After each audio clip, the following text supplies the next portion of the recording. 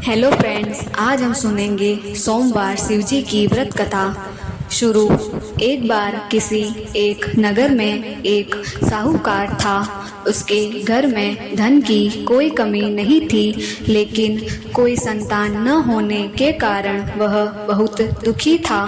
संतान प्राप्ति के लिए वह हर सोमवार को व्रत रखता था और पूरी श्रद्धा के साथ शिव मंदिर जाकर भगवान शिव और माता पार्वती की पूजा करता था।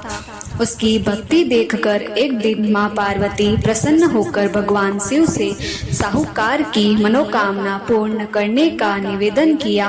पार्वती जी के आग्रह पर भगवान शिव ने कहा कि हे पार्वती, इस संसार में हर प्राणी को उसके कर्मों का फल मिलता है और जिसके भाग्य में जो हो उसे भोगना ही पड़ता है।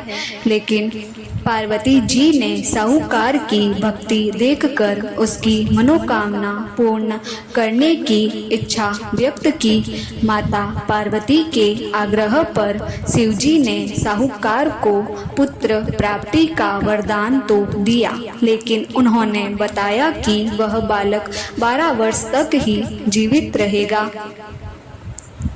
माता पार्वती और भगवान शिव की बातचीत को साहूकार सुन रहा था, इसलिए उसे ना तो इस बात की खुशी थी और ना ही दुख। वह पहले की भांति शिवजी की पूजा करता रहा। कुछ समय के बाद साहूकार की पत्नी ने एक पुत्र को जन्म दिया। जब वह बालक 11 वर्ष का हुआ तो उसे पढ़ने के लिए काशी भेज दिया गया। साहूकार ने पुत्र के मामा को बुलाकर उसे बहुत सारा धन देते हुए कहा कि तुम इस बालक को काशी विद्या प्राप्ति के लिए ले जाओ। तुम लोग रास्ते में यज्ञ कराते जाना और ब्राह्मणों को भोजन दक्षिणा देते हुए जाना। दोनों मामा भांजे इसी तरह यज्ञ कराते और ब्राह्मणों को दान दक्षिणा देते काशी नगरी निकल पड़े। इस दौरान रात में एक नगर पड़ा, जहां नगर के राजा की कन्या का विवाह था, लेकिन जिस राजकुमार से उसका विवाह होने वाला था वह एक आंख से काना था। राजकुमार के पिता ने अपने पुत्र के काना होने की बात को छिपाने के लिए सोचा, क्यों न उसने साहूकार के पुत्र को दूल्हा बनाकर राजकुमारी से विवाह करा दूं। विवाह के बाद उसको धन देकर विदा कर दूंगा और राजकुमारी को अपने नगर ले जाऊंगा। लड़के को दूल्हे के वस्त्र पहनाकर राजकुमारी से विवाह करा दिया गया।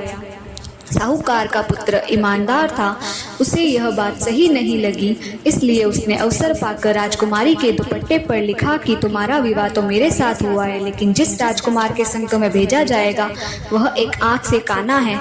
मैं तो काशी पढ़ने जा रहा हूँ। जब राजकुमारी ने चुन्नी पर लिखी बातें पढ़ी तो उसने अपने माता पिता को यह बात बताई। राजा ने अपनी पुत्री को विदा नहीं किया, फिर बारात वापस चली गई।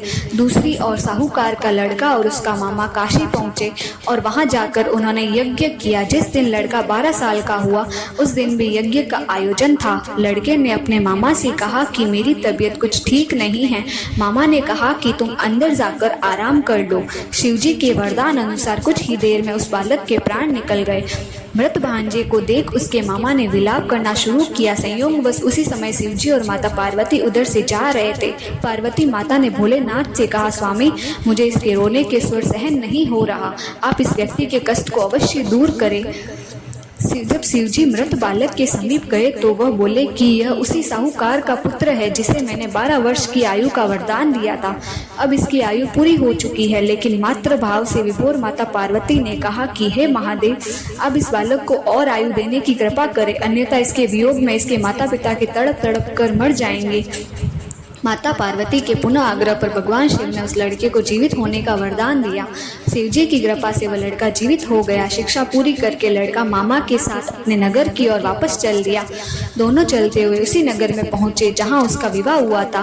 उस नगर में भी उन्होंने यज्ञ का आयोजन किया। उस लड़के के ससुर ने उसे पहचान लिया और महल में ले जाकर उसकी खातिरदारी की और अपनी पुत्री को विदा किया। इधर साहूकार और उसकी पत्नी भूखे प्यासे रहकर बेटे की प्रतीक्षा कर रहे थे।